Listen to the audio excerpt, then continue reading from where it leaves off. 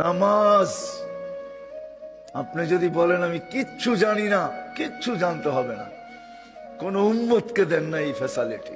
বলছে ইমামের পিছনে পড়তে থাক, ইমাম যেরকম করতেছে করতে থাক। ওলামাদেরকে জিজ্ঞাসা করেন আপনি কিচ্ছু জানেন না, শুধু দাঁড়ায় থাকবেন, যতক্ষণ দাঁড়ায় থাকতে অতক্ষণ দাঁড়ায় থেকে রুকু সেজদা করবেন আর চেষ্টা করতে থাকেন শিখার।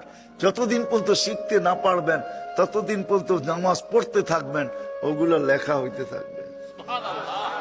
বরং তো আমি বলি আপনি ডাবল সওয়াব পাবেন, ডাবল।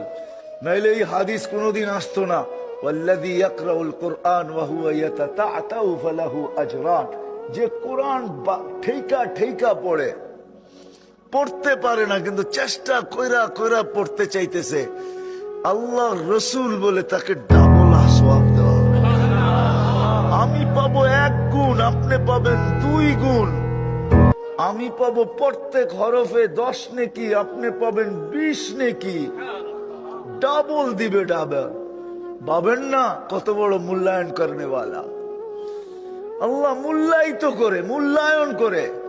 দুনিয়ার মানুষ এত মূল্যায়ন করে না। ও দুনিয়ার মানুষ মূল্যায়ন করবে অতদিন স্বার্থ আছে যতদিন, স্বার্থ শেষ আর মূল্যায়ন করবে না। মূল্যায়ন করবে অতদিন সম্পর্ক আছে যতদিন, তারপরে আর মূল্যায়ন করবে না। ঠিক না? হ্যাঁ, 2-1টা উদাহরণ দিলে বুঝে আসবে। ঠিক না? হ্যাঁ, মালা দিয়েই তো বরণ করছিলেন, ঠিক না? গরুও তো কাটছিলেন, ঠিক না?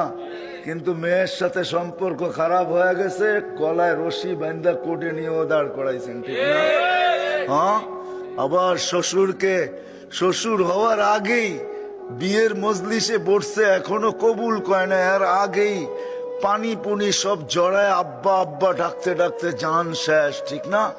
সম্পর্ক খারাপ হয়ে গেছে, কয় তোরে দেখিস, আগেরটা কইলাম না, ঠিক না?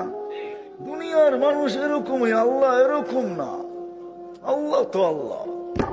এই জন্য আপনাদেরকে বলি, জান কালকেই 99 নাম অর্থ সহ পাওয়া যায় লাইব্রেরিতে। একটা কিনেন, 20-25 টাকা খরচ হবে, 30 টাকা খরচ হবে। আমার তো মনে চায় প্রত্যেক মাদ্রাসাওয়ালাদেরকে বলতে যে সবার আগে 2-4 হাজার ছাপায় রেখেন, পয়সা বিপলে যাবে না। যে নিবে ও 10 টাকারটা 20 টাকা দিয়ে নিবে।